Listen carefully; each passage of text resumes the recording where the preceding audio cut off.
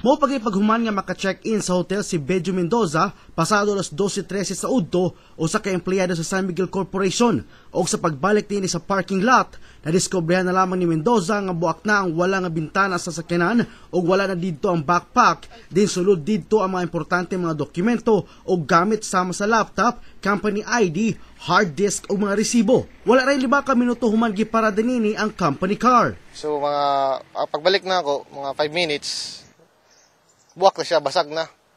So, ako gikaw ng guard.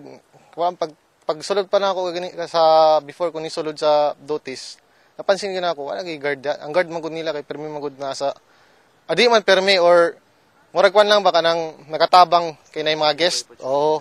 Wala ra nag-usa ka oras ang negosyanteng si Ryan Chu na usab ang nabiktima sa buwak Kochigang. Giparada niini pasado alas 12:40 ang Innova Silver nga sakyanan sa mismong gawa sa ilang panimalay dinhi sa Stasio Village sa dihang gibuak ang tuo nga bintana sa iyang sakyanan ug natangag ang 21,000 pesos nga kwarta, mga lain-laing passbook sa bangko o mga checkbooks. Blanco pa ang mga investigador sa mga personalidad nga responsable sa sunod-sunod nga pagpangawat. Wala na logbook din sa hotel ang mga sakyanang nisulod sa mga orasa nga nahitabo ang krimen.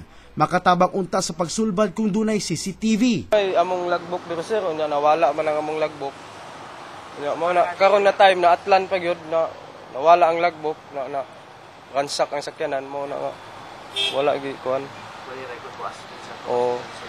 Wala gi jo.